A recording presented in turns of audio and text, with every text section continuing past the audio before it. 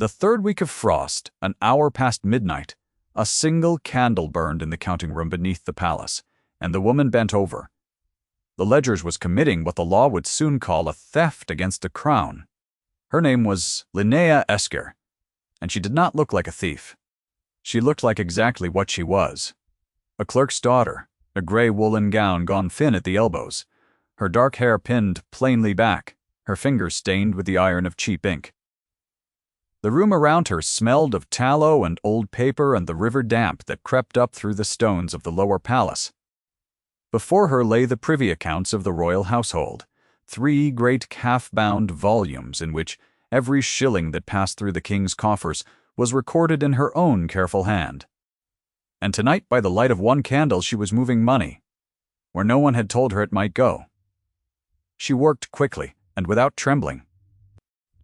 She entered a sum of £4,000 against a fund that did not exist on any public roll, a fund she had invented herself and given a name no auditor would question, and she signed beneath it with the small, precise initials of her office. Her breath fogged faintly in the cold. Somewhere above her a clock struck the half-hour, and she did not lift her head. What she did that night she had decided to do 3 days earlier, in full knowledge of what it would cost her, and she would not undo it now to save her own neck. She did not yet know that a man was already watching the accounts she kept.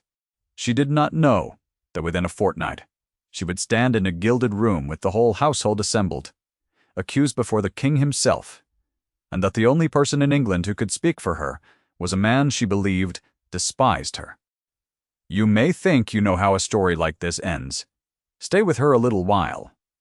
It did not end the way the law intended. She blew out the candle. She climbed the narrow servant's stair to the cold attic room she shared with no one, and she lay awake until the gray came up over the river, and she was not sorry. To understand why a clerk's daughter would steal from the king, one must go back 6 months to the morning her father was buried. Old Mr. Esker had kept the privy accounts for 29 years. He had come into the office a young man under the late king and grown gray in it, and in all that time no farthing had ever gone astray under his pen. He was not a gentleman. He was something the great houses found more useful and less worthy of notice, an honest servant who knew where every coin lay and asked nothing for the knowing. When the lung fever took him in the autumn, he was buried in the small churchyard of St. Brennan's beyond the palace wall, in a grave his daughter paid for with the last of his wages, and 3 people stood at the graveside in the thin October rain. Linnea was one. The second was Mr. Mawson, a stooped clerk of 60, who had served beside her father for 2 decades, and who wept without shame into a gray muffler. The third was a tall man in a fitted navy coat, who stood a little apart beneath the bare elm, bareheaded in the rain, and whom Linnea did not know.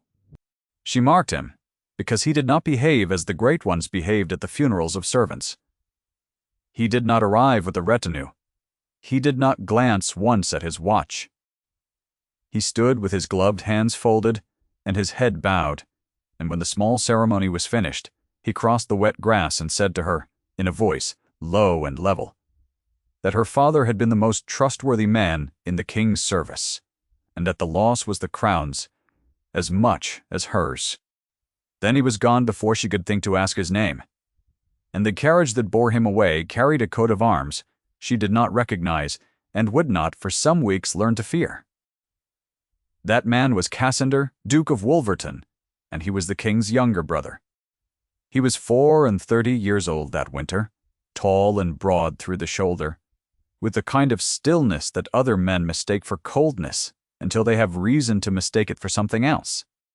His hair was dark and worn unfashionably plain, his jaw clean and hard as carved stone, and there was a small pale scar through his left brow that he had carried since a boyhood fall, and that gave his face, in repose, the look of a man perpetually unconvinced. His eyes were the gray of slate after rain. He spoke seldom and never wasted a word, and the household, which loved a man it could read, had long ago decided it could not read him at all, and so had settled on calling him hard. The king, who was older and warmer and far more loved, had given his brother the one task in the kingdom that suited a man who could not be charmed. Wolverton, audited the crown.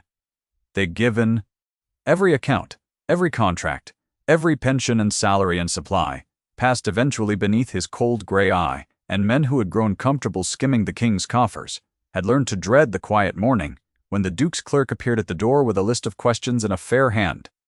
Linnea inherited her father's office in November because there was no one else who knew the books, and because Mr. Mawson, who might have had it, was too old and said so. She inherited the 3 calf-bound volumes, the cold counting room, the attic above it, and a wage of £40 a year, which was less than her father had earned, and which she did not protest, because a woman in such a post was already a scandal in the eyes of the household, and she could not afford to be a costly one as well. To the great house above her, she was nobody. To the comptroller of the household, she was a problem he had not anticipated. The comptroller was Mr. Holloway. Pursed. He was a smooth, prosperous man of 50, with a soft white hand and a soft white smile, and he had held his office 11 years. The comptroller governed the household's purse below the level the Duke troubled to inspect, the daily flood of small sums that no auditor could follow grain by grain, the provisioning, the wages of the lower servants, the upkeep of the king's lesser properties, and the disbursement of the king's charities. It was in this last that Mr. Holloway had found his fortune. Among the king's charities was the Brennan Bequest, an almshouse beyond the eastern wall that lodged and fed the widows of soldiers fallen in the king's wars. 40 old women lived there on the king's bread. The bequest was funded by a standing grant of £2,000 a year, and for 11 years that grant had passed through the comptroller's hands on its way to the almshouse, and for several of those years a part of it had not arrived. Mr. Holloway had learned that the dead make poor witnesses and the very poor make worse ones, and that no gentleman of consequence would ever trouble to count the loaves in a widow's basket. He took a little. Then he took more. By the winter Linnea came into her office. The widows of the Brennan bequest were eating thin, and the comptroller had built himself a fine house in the country, on money the king believed was feeding them. Linnea found it the way her father had taught her to find such things, which was slowly and with a pencil and without telling anyone she was looking. She had gone out to the almshouse herself in her first week, on a half-day, carrying the bequest's annual figures in her head. She had meant only to confirm the rolls, to walk the building once and put faces to the numbers, as her father had always told her a good clerk must do at least once in his life, lest the numbers become the only true thing, and the people behind them turn into ink. The eastern road was long, and the wind came off the marsh, and she walked it because the price of a chair would have been 3 days of her own bread. What she found at the end of it was Mrs. Rostwaite, the housekeeper of the bequest, a broad, weary woman with reddened hands and a key-ring at her waist, who took one look at the thin young woman with the palace manner and assumed she had come to find fault. Linnea told her she had come only to see the place. Mrs. Rostwaite, who had learned long ago that the palace sent inspectors the way the sky sends rain, with no warning and no mercy, opened the larder door because she had nothing to hide and everything to fear. The larder had more shelves than bread. Linnea counted the loaves without seeming to, in the quiet practiced way she had learned at her father's elbow. And there were 9 for 40 women on a Tuesday. A barrel of meal stood half empty in the corner. The hooks where bacon should have hung were bare and dusted. Miss Jacked? Rostwaite watched her count and said in a flat, tired voice that expected to be disbelieved that they made it stretch, that the women were good and did not waste, and that she herself had not drawn her own small wage since the feast of St. Michael. In the common room beyond, 40 women in mended shawls rose when Linnea entered. Slowly, on stiff knees, as though she were quality come to call, and the sight of it stopped her in the doorway and filled her with a shame she could not have explained to any of them. She was a clerk's daughter in a darned gown. They were the widows of men who had died in the king's red coat, and they stood for her because the palace had taught them that anyone who came from the palace must be curtsied to. She begged them to sit. Most did not, until Mrs. Rostwaite told them to, and then they lowered themselves back to their benches by a hearth that held no fire. One old woman by that cold hearth did not rise at all, because her knees would not let her, and she alone among them looked at Linnea without fear. She had a soldier's widow's directness and nothing left to lose by it. The coal had not come since Michaelmas, she said plainly and without complaint, as one states a fact about the weather. They burned what the gardener could spare from his hedging, and on the bad nights they shared beds for the warmth, the way they had done as girls, which was the one mercy of growing poor in company. She said it kindly. She said it as though to comfort the strange, thin young woman who had gone so still in the doorway. Then she asked with real concern whether Linnea would take a little of their tea, which was the last of it, and Linnea said she had only just dined and could not, and went out into the marsh wind so that no one would see her face. £2,000 a year. Linnea walked the long road back and did the arithmetic with every step. £2,000 against 9 loaves and a cold grate and a housekeeper who had not been paid since autumn, and the arithmetic was a crime. She went back to her counting room and she traced it. It took her 3 weeks of careful nights. The comptroller was clever, and the false entries were buried among 10,000 true ones, and a less patient eye would never have found the seam. Linnea, though, had been raised at her father's elbow on the principle that money does not vanish, it only moves, and that a man who steals must always somewhere write down the lie. She found his lies. She found the supplier who did not exist, the carter paid twice, the coal delivered on paper to a yard that had stood empty since spring. By the 3rd week she had it all, copied in her own hand into a small private book she kept beneath the floorboard of the attic, and she understood that she held in that book enough to ruin the comptroller of the king's household. She also understood that she could do nothing with it. This was the trap she stood inside, and it had iron walls. She was a clerk's daughter in a borrowed office, a woman where no woman should be holding an accusation against one of the highest officers of the household. If she carried her little book to a magistrate, the magistrate would send word to the palace, and the palace would ask the comptroller, and the comptroller, smiling, would explain that the new keeper of the accounts was a hysterical girl out of her depth who had muddled the entries her father once kept so well.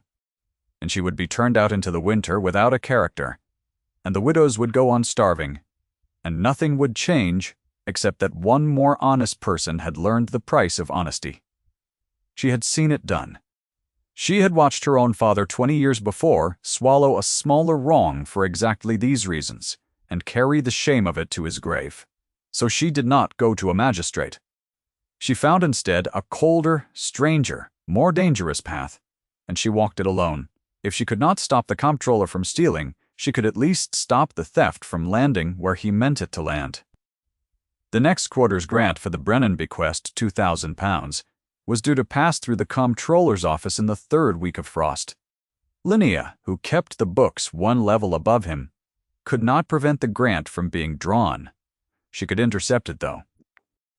She could draw the money first on the authority of the office she now held, divert it into a fund of her own invention, and pass it directly to Mrs. Pasta. Rost weighed at the almshouse, in coal and bread and the wages of a nurse before the comptroller's hand ever closed on it. He could not complain that the money was missing without explaining why he had expected to receive it. The thief, she reasoned, cannot cry thief. It was, in the eye of the law, a theft from the crown. £4,000 passed through her false fund that winter, 2 for the quarter she had already saved, and 2 she set aside against the spring, and every shilling of it was the king's, drawn without the king's order, hidden in a ledger under a name she had made up by candlelight. She knew what she was doing. She did it anyway. And on the 3rd week of frost, an hour past midnight, she signed the last entry with her small, precise initials and blew out the candle. And she was not sorry. What she did not know, bent over those books, was that the Duke of Wolverton had begun, some weeks before, to read them too. He had not come looking for her. He had come in the slow, methodical way he came at everything, looking at the Brennan bequest. Because a soldier's widow had written to the palace in a shaking hand to say that the king's bread had grown thin, and the letter had been laughed at by 3 offices before it reached the one man at court who did not laugh at such things. Wolverton had read it twice. Then he had sent for the bequest's accounts, and found them clean, far too clean, the entries of a man who knew he was being read, and he had set his cold gray eye to following the money backward through the household, exactly as Linnea was following it forward. And so, two people, neither knowing of the other, hunted the same thief through the same forest of figures that winter. The difference was that Linnea, when she found him, had robbed the king to feed his widows, and the duke, when he found her, found a fund that should not exist signed with a clerk's initials, and £4,000 of the king's money gone where no order had sent it. He came to the counting room himself. He did not send a clerk. It was a grey afternoon near Christmas, and Linnea looked up from her ledgers to find the tall man from her father's graveside, standing in the low doorway with the light behind him, and her heart, which had been steady through every cold midnight of her crime, began at last to beat in her throat. She knew him now. Everyone at court knew the Duke of Wolverton, and everyone at court was afraid of him, and she understood in the space of one breath exactly what his presence in that room must mean. He laid a paper on her desk. It was a copy, in his clerk's fair hand, of her own false fund. "You will explain this to me," he said. His voice was low and level, and it was not a question. She might have lied. She had a lie ready, a good one, the kind that survives an hour of questions. She looked at his hard, unconvinced face, and his slate-gray eyes, and the small, pale scar through his brow, and she found she could not make her mouth shape it. Her father had taught her that money does not vanish. He had taught her also, by the manner of his whole gray life, that a person who lies to save herself has already lost the one thing no lord or office can take. And she discovered, in that low, cold room, that she would rather be ruined honest than safe false. "It is a theft, your grace," she said. "I drew the king's money without his order. I will not pretend otherwise." She watched something move behind his eyes very briefly and could not name it. He asked her where the money had gone. She told him. He asked her why. And then, because there was nothing left to lose. She told him that too, all of it.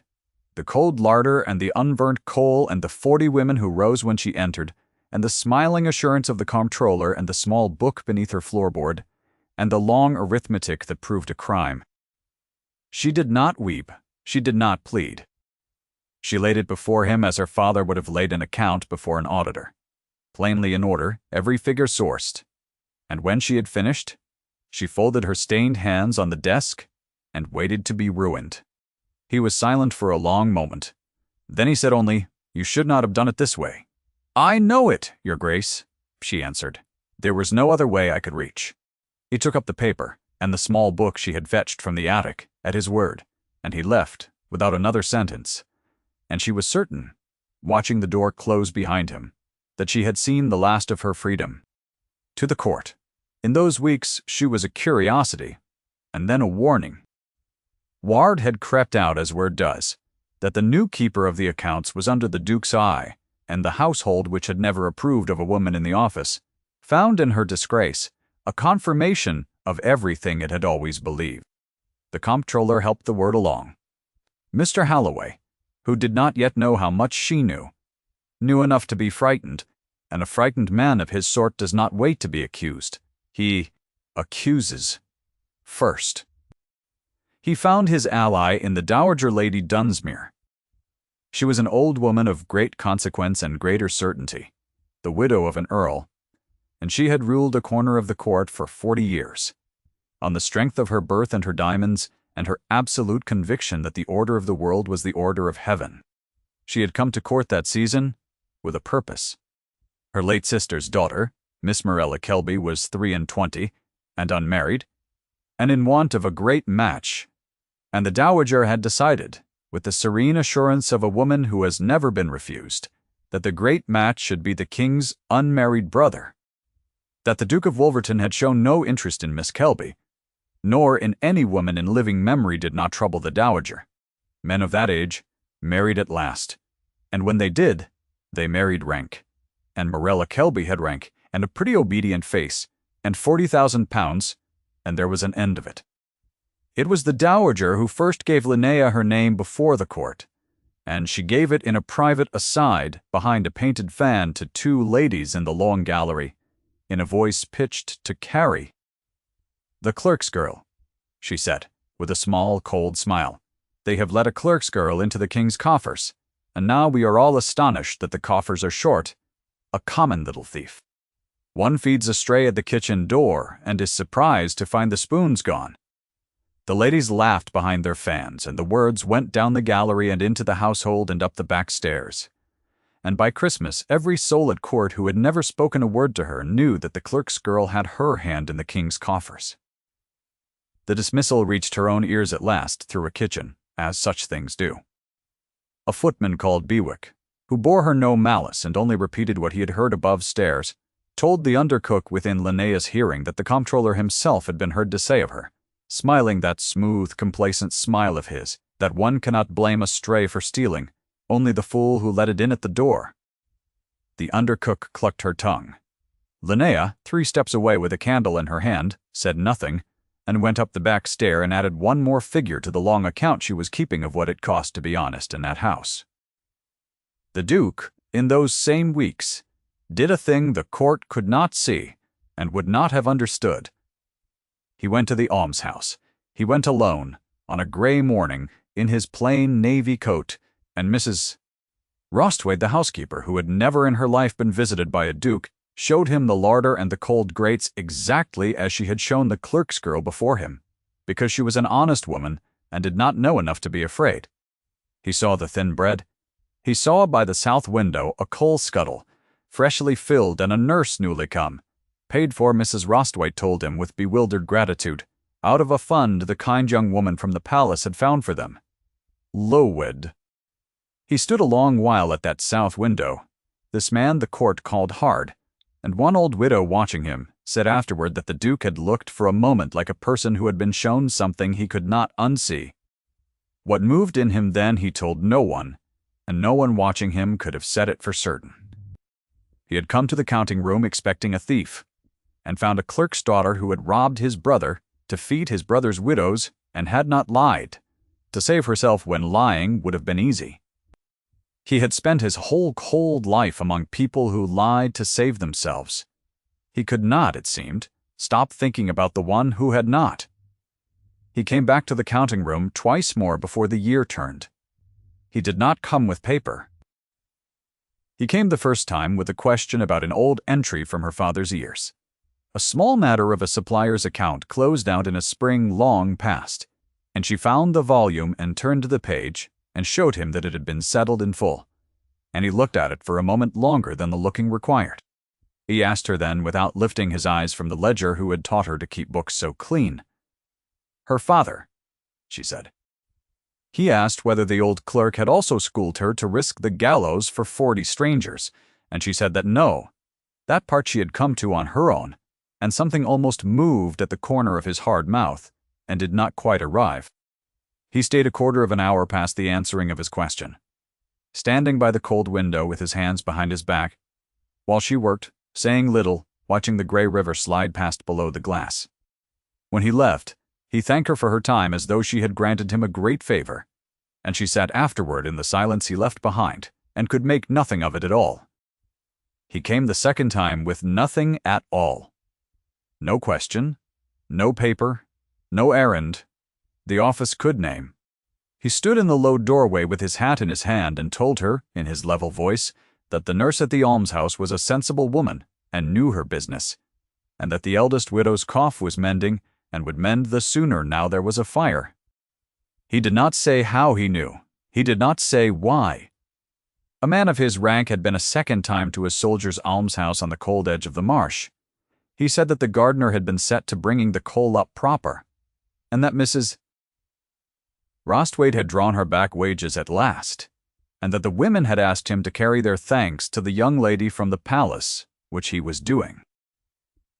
Linnea looked up from her ledger and found that she did not know what to say to him, this hard, quiet man who had walked the long eastern road in the frost to count loaves. No one had asked him to count, and so she said nothing, and the silence between them was not uncomfortable, which he stood a moment longer than he needed to. Then he set his hand briefly on the back of her chair, not touching her, only the worn wood beneath her shoulders, close enough that she felt the cold come off his sleeve, and he said that she was not to sit in the cold so late that the work would keep, and she would not, and then he was gone before she could find her voice to answer. Linnea sat a long while after the door had closed, her heart beating in her throat for no reason her arithmetic could explain, and told herself sternly that a duke's passing kindness to a condemned clerk was nothing, was less than nothing, was the idle notice a great man pays a curiosity before he forgets it. She was very good at arithmetic. She did not believe herself at all. Hi. She permitted herself one wry thought, alone in the cold, that of all the foolish accounts she had ever kept, the foolishest by far was the one in which she let herself imagine that the king's brother had crossed a freezing room to tell her to put on a shawl. The blow fell at Twelfth Night. The king held his great Epiphany reception in the long gilded gallery. The whole court assembled beneath the chandeliers, and it was there, in the most public room in the kingdom, that Mr. Debley, Halloway, chose to strike. He had decided, in his fright, that the surest defense was to destroy the witness before she could be heard. He had spent the season preparing it. He had a paper of his own, drawn up with a lawyer's care, setting out the false fund and the £4,000 and the clerk's daughter's initials beneath them, and he had arranged, with the Dowager Lady Dunsmuir's eager help, that it should be laid before the king in open court, so that the matter might be settled, as he put it, before the household. This was the comptroller's active defense, and it was a good one. He did not deny the money was missing. He pointed at the hand that had drawn it. Let the girl be proved a thief, publicly and past appeal, and no accusation she might afterward make against him could ever be believed. For who would take the word of a convicted thief against the comptroller of the household? He meant to hang his own crime about her neck and let her carry it out of the palace and into oblivion, and he had chosen his ground, the open court, the king's own gallery, with the cold cunning of a man who had stolen for 11 years and never once been caught. They brought her in before the assembled court. Mr. Halloway read his paper aloud in his soft white voice, every figure correct, every initial hers, and a low sound went round the gallery, like wind and dry grass. The Dowager Lady Dunsmuir stood near the king with her niece beside her, and her diamonds at her throat, and as Linnea was led to the open floor, the old woman said, not behind her fan now, but plainly, for the second time, and in the most public exchange of all, there she is, the common little thief. I said as much at Christmas, and I am sorry to be proved right. Linnea stood on the gallery floor in her thin gray gown among the silks and the diamonds, and the cold of the great room came up through her worn shoes, and she did not weep and she did not plead. The king, a stout, kindly, anxious man who loved order and hated scenes, looked down at her with real sorrow and asked her, gently, whether the figures the comptroller had read were true. "They are true, your majesty," she said. Her voice was steady, and it carried. "I drew the money. The hand is mine." A second sound went round the gallery, harder than the first. The comptroller permitted himself the smallest smile. The dowager inclined her head. And the king, who would rather have done anything than this, drew breath to speak the word that would end her. And in the silence before he spoke it, a man came forward from the side of the room. The court turned. The Duke of Wolverton crossed the open floor in his plain navy coat, unhurried, his hard face composed, and he came to a stop beside the clerk's daughter in full view of the assembled household, and the silence that fell then was of a wholly different kind. He did not make a speech. He had never in his life wasted a word, and he did not waste one now. He bowed to his brother the king, and said in his low, level voice that the figures the comptroller had read were indeed true, every one, and that the lady had drawn the money exactly as charged. He let that stand a moment in the silent room. Then he said that he had spent the season auditing the accounts of the household, as was his office, and that he had brought certain other figures the court had not yet heard, and he asked his brother's leave to read them. The king gave it. And the Duke of Wolverton, in the same level voice with which he had told her to put on a shawl, read the ruin of the comptroller into the king's own gallery. He read the supplier who did not exist. He read the coal delivered on paper to an empty yard, The carter paid twice.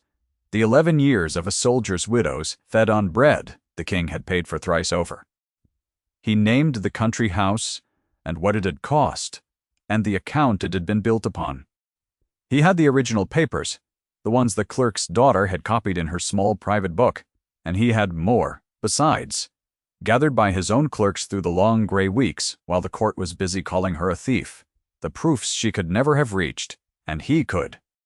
Because where she was a clerk's daughter, he was the king's brother, and no door in the kingdom was shut to him.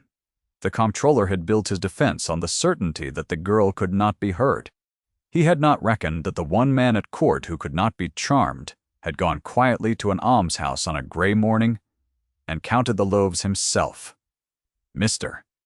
Holloway's smooth, complacent face had gone the color of the paper in the Duke's hand. He began to speak, to explain, to protest, that the entries were the girl's own muddle, and the Duke turned his slate-gray eyes upon him and said only that the supplier who did not exist had been paid in a hand that was not the lady's, and that he would be happy to show the court whose hand it was. The comptroller stopped speaking. In the held breath of the whole gallery, the man who had stolen for 11 years understood that he had been counted, and that the counting was finished, and that it had been done by a man he had thought too proud to look in a widow's larder. Then the Duke of Wolverton turned from the ruined comptroller to the king, and he said the thing that no rank could compel a man to say, and that he said anyway plainly, before the whole court. "She stole nothing, your majesty," he said. "She saved what this man would have stolen. I will answer for her, and I will marry her if she will have me." He used her name then, for the first time, in front of them all, and he said it as though it were a fact that needed no defending. "Linnea Esker fed your widows when your comptroller starved them. I would be honored to give her my name." The gallery did not breathe. The Dowager Lady Dunsmuir's painted face fell open, and her diamonds caught the candlelight as she put out one hand to the back of a chair, and her niece beside her looked at the floor. The king looked a long moment at his hard, quiet brother, the brother who had never in 34 years asked him for a single thing, and then he looked at the clerk's daughter in the thin gray gown, and the order he loved rearranged itself in his mind into a shape he found, on the whole, that he liked better. He pardoned her in 3 sentences. He said that no theft had been done against him that night, but a great service, and that the service had been done by the bravest clerk in his kingdom. He said the comptroller would answer to the law for the 11 years, and that the widows of the Brennan bequest would have their full grant restored, and a year's arrears besides.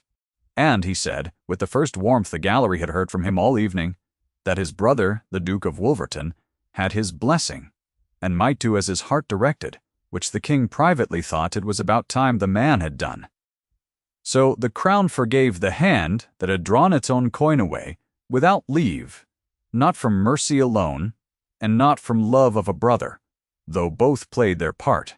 The king forgave her because she had been seen, accurately, and at last, by the one man at his court whose eye could not be deceived, and because a sovereign who would punish a theft such as hers is no sovereign worth the keeping. Holloway was stripped of his office that night, and given over to the law in the morning, and he was not destroyed in the gallery beyond the displacement. His 11 years had earned the court did not require his blood. It required only the truth of him said plainly, in the room where his smile had so long protected him, and that was punishment enough for a man who had built his whole life on never being counted. The Dowager Lady Dunsmuir left court within the week. She was an old woman and a proud one, and she had been wrong before the whole household, and that was a thing her certainty had no shelf to store. She was not a monster, though, only a woman whose long assurance had worked everywhere, except here and on the morning she departed. She did a small thing that surprised even herself. She sent for the clerk's daughter, and she looked at her a long moment in the cold light of the gallery, where she had twice called her a thief. And she said stiffly that she had been mistaken in her, and that her late husband, the Earl, had once told her she counted too much on diamonds, and that she had begun of late to think the old man right. It was not an apology a finer woman would have been satisfied with. From the Dowager Lady Dunsmuir it was an astonishment, and Linnea, who had grace where the old woman had only rank, received it as the larger thing it had cost her to give. Miss Morella Kelby married a viscount before the season was out, and was by every account contented, having never much wanted the cold Duke in the first place, and only her aunt's certainty that she should. Linnea and the Duke were married in the spring quietly, in the small church of St. Brennan's, beyond the palace wall, in the same churchyard where her father lay. Mr. Mawson wept again into a grey muffler, this time with a different cause, and Mrs. Rostway came from the almshouse with as many of the 40 widows as could walk the distance, and they filled the back pews in their mended shawls and best bonnets and rose, all of them, when the bride came up the aisle, exactly as they had risen the first day she walked into their cold larder, and this time it did not shame her at all. They lived afterward at Martle Court, the Duke's seat, in the green country to the west, and the woman the court had called a thief and a stray became the Duchess of Wolverton, and managed her husband's accounts, every one, with a hand no farthing ever went astray beneath, because her father had taught her well.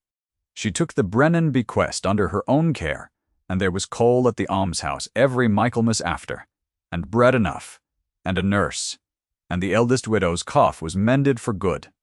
On a winter evening, late in their first year, the Duke came into the small warm parlor at Martle Court, and found his wife at the writing desk by the fire, a single candle burning beside her, bent over a ledger in the old way. He stood a moment in the doorway as he had once stood in the doorway of a cold counting room beneath the palace, watching her work. Then he crossed the room. This man the court had called hard, and he set his hand on the back of her chair, on the worn wood beneath her shoulders, and this time his fingers found her shoulder and stayed, and she leaned her cheek against them, and did not lift her head from her figures. And outside the long windows the first snow of the season came down, white and quiet over the dark grounds of Martle Court. If Linnea's long winter moved you, stay a moment in it before you go, and remember that worth is a thing the world is always slow to count, and that it is counted true in the end. She had stolen nothing. She had only refused to let the king's mercy be stolen in her name, and a man with cold grey eyes and a scar through his brow had crossed a gilded room to say so, and that, in the end, was the whole of it.